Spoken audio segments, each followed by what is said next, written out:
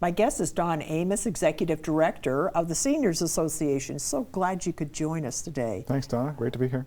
So you got new season starting 1st of January kind of thing. You've got new courses starting and all this, but pulling it all together is the AGM. Yes, yeah. So we do every charity or charity nonprofit has to do an annual general meeting once a year as part of the CRA compliance.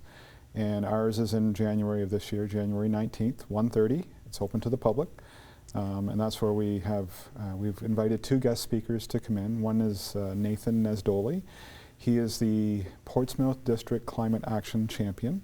Oh. And he's going to talk about the little forest that was built or put together behind or on the west side of the Senior Center. And close to 1,200, 1,300 trees were planted this year. And school groups were there, lots of neighbors were there helping to plant, and of course a lot of our members were there too. So he's going to celebrate a little bit about that. And then we have Dr. Chris Frank from Providence Care. He's going to come in and also talk about geriatrics, his specialty, and he's going to talk about staying mentally engaged. So Nathan's going to focus on staying physically engaged in your older years, and Dr. Frank is going to talk about staying mentally engaged in your older years and the benefits of both. And so the theme is healthy living that the board wants to move forward with, and that's kind of what we're aiming for. And it really ties into what the Seniors Association is all about. Absolutely. You have physical exercise classes, yoga, that kind of thing, but then you've got a lot of stuff that you want to keep the gray matter working. It's a good place to be. Yeah, exactly. The biggest issue, one of the issues that when you retire from engagement in work life is sometimes the couch becomes your best friend.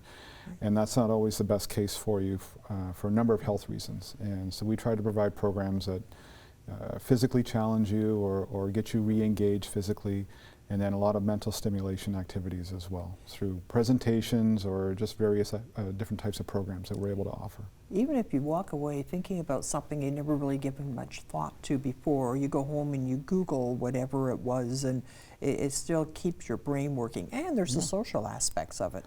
Absolutely, and that's the key part in everything that we're delivering is the social component. When you're in a workforce environment like this, you tend to have lots of people around you, lots of work friends, and you have lots of conversations throughout the day.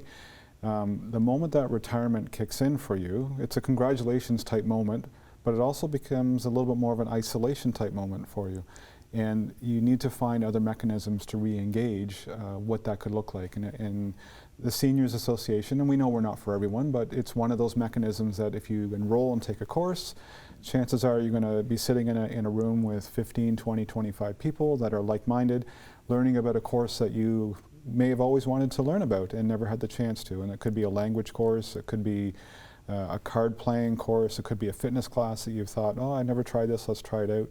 And so oftentimes you'll see people meet before class for a coffee or after class for a coffee in the cafe or restaurant, and it's that social component which is so key to making sure you're staying engaged that way as well. Oh, absolutely. It's if you retire, sometimes you've had a job where you've worked 50, 60 hours a week. That is a lot of hours to suddenly fill. Yeah, exactly. And a lot of people have the bucket list. Right. And I have so many things on my list I'm going to get through once I retire. And what people don't realize, and you hit it right on the head, you've got 40, 50, 60 hours that you've now freed up. Well, that bucket list goes through pretty darn quick. And it's trying to figure out, okay, year 1, year 2, okay, so now you're 61, 62, or 66, 67, or anywhere in there.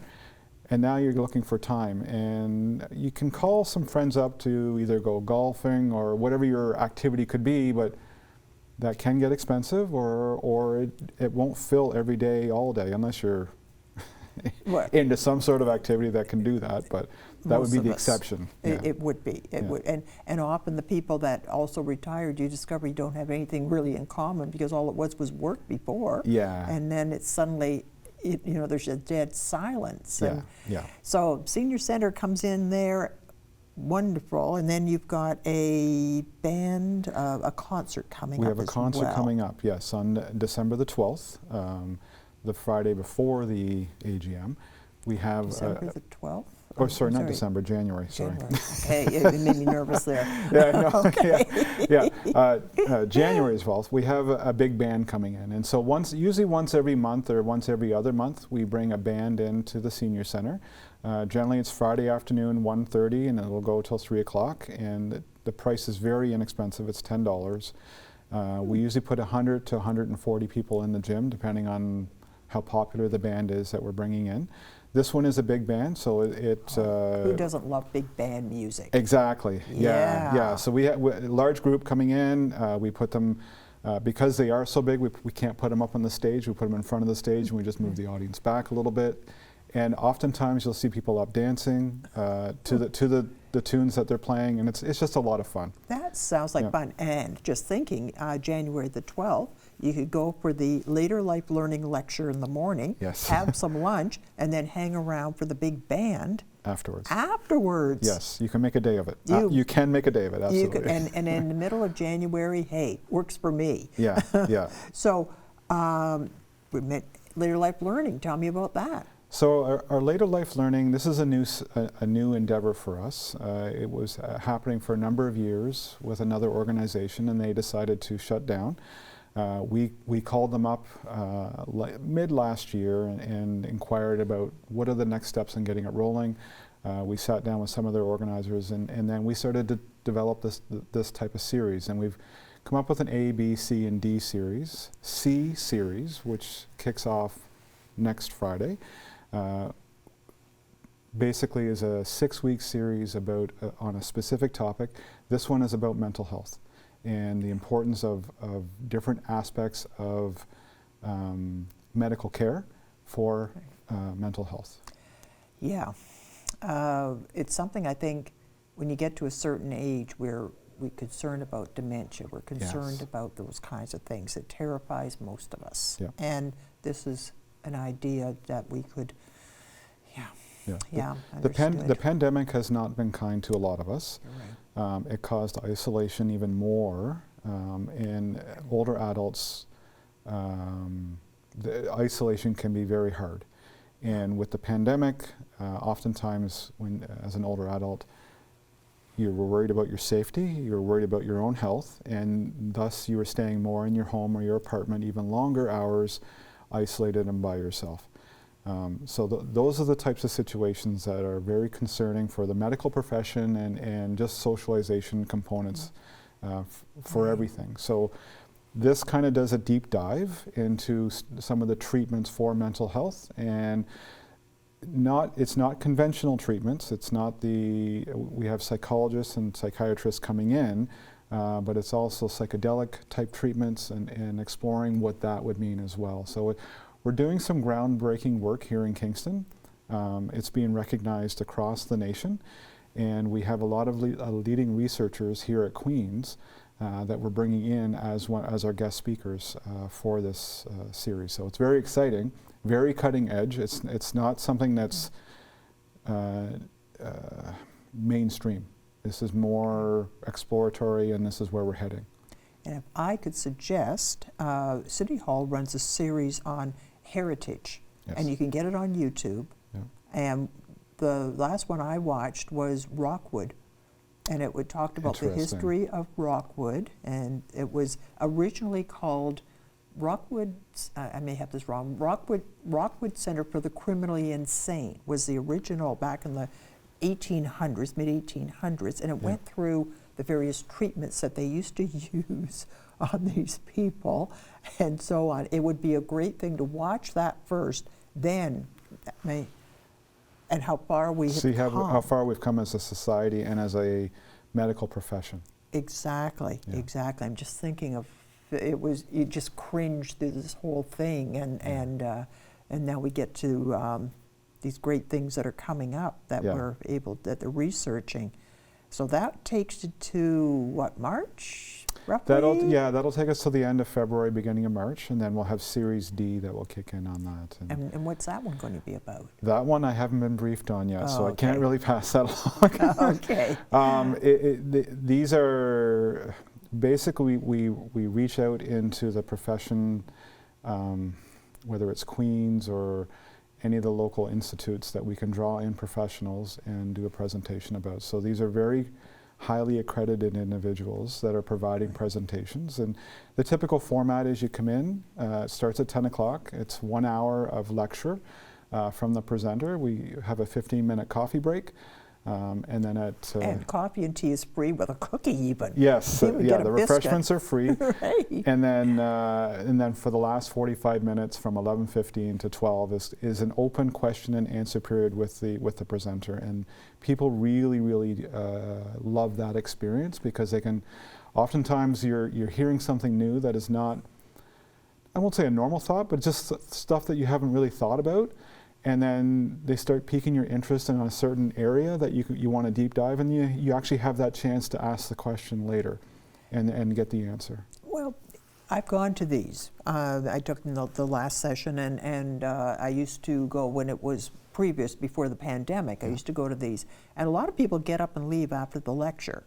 They may have their cup of tea, and then they're out of there, and about half the audience leaves. And I think, they're missing the best part. Yeah. Because somebody will stand up and ask a question, and you say, I was thinking that too. I was wondering about that too. Yeah. And in a way, it's kind of putting the speaker on the spot. It is. In a way. Yeah. But they're usually pretty good about it. And they're also pretty good about saying, I don't know. Yeah. I don't know what the answer to that is.